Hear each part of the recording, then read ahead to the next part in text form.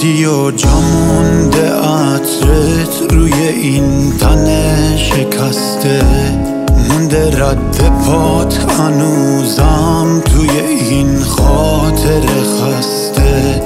عطر حرفای قشنگت نمیره از دل خونه، با من هر جا که میرم فکر تو شونه به شونه.